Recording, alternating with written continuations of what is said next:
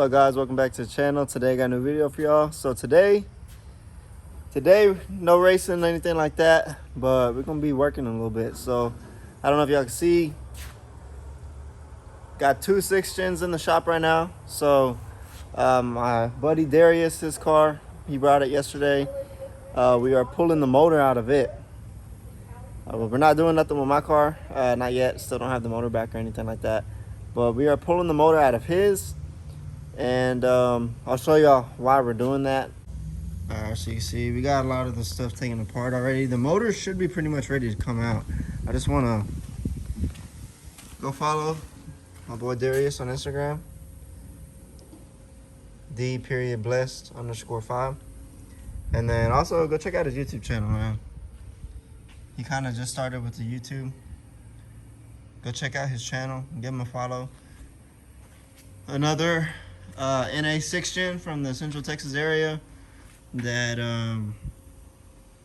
you know, hopefully we'll all be putting in work, man. Hopefully, you know, him, me, Gio, hopefully S3 will kind of hold it down for the Central Texas 6-gens. But anyways, we pretty much got the motor ready to come out. I just got to, we got to take off the rails, the fuel injector rails. Got to take off the high pressure pump, take off the V-loam, and then besides that, the motor should be ready to lift out. I got the motor mounts disconnected, or unbolted, I guess I should say.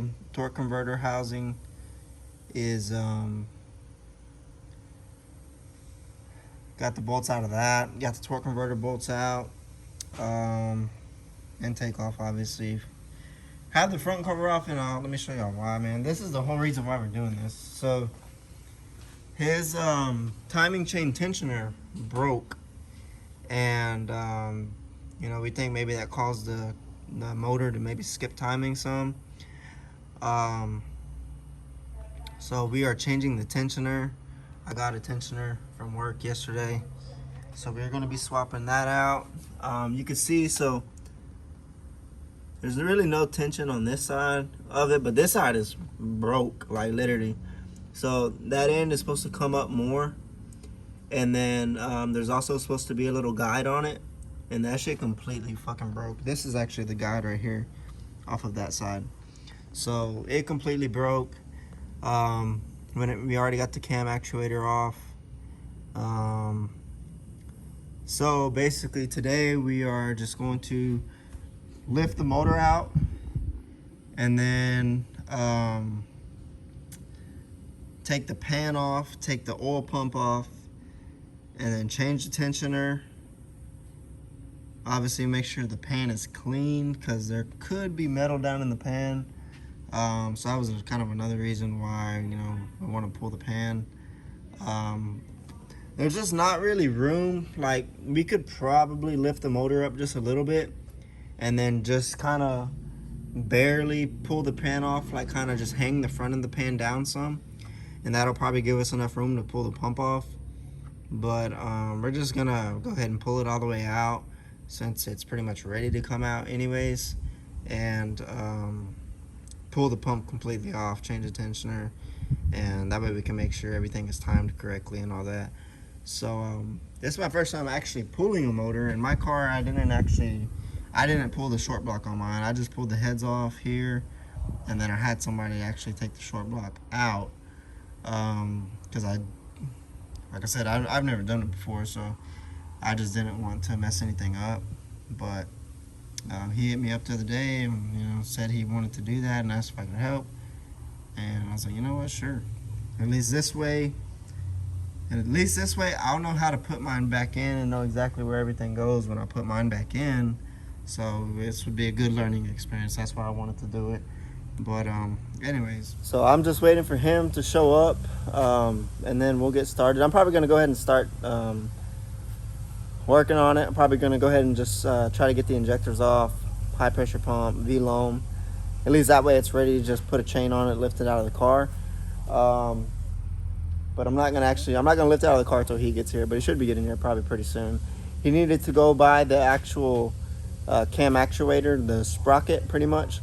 So he needed to go buy a new one, because he broke this one.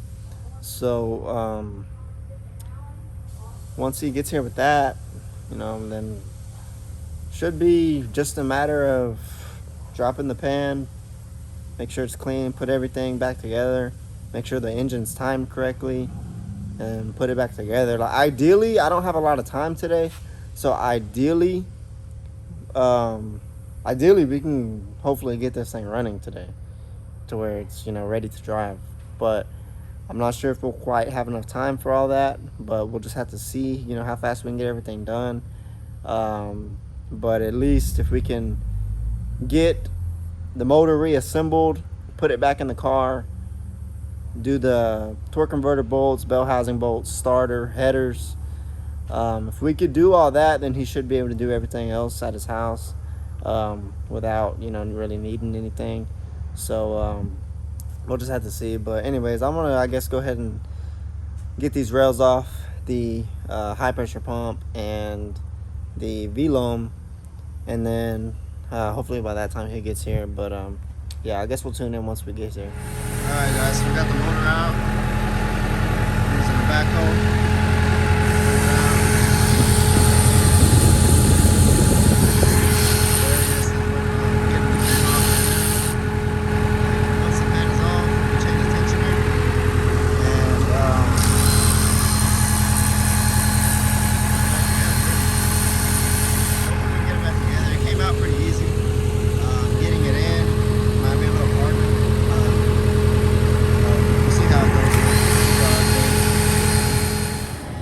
So I don't think I recorded when we pulled the oil pan off or any of that, but I got the oil pan off, put new seals. I ran up to work and got some new seals for the oil pan. Everything's done on the front cover side of it. Got it in time, so got the timing set. Front cover's on, set. RTV on everything. Motor's in. He's putting in the bell housing bolts right now. Then we're going to do the torque converter bolts. Then the starter. And then after the starter, we're going to do the headers. And then after the headers, really not a lot to do. Spark plugs, rockers, valve covers, intake, V-loam, high pressure fuel pump, fuel lines. That's about it, man. So hopefully it'll be smooth sailing from this point forward now that we got it back in the car. But I guess we'll just have to wait and see. Alright, guys, so it's the next day. Unfortunately, we were kind of in a rush, so I didn't really record anything after the last clip that y'all saw. But basically, we weren't able to get it completely together to where we could start the car or anything like that. He didn't have the balancer with him, I don't think. So he might have had it with him, but I don't have a tool to put that balancer on. So regardless, we couldn't have put the balancer on, so we can't run it obviously without the balancer. But basically, after the last clip I showed y'all, we put the rockers back on.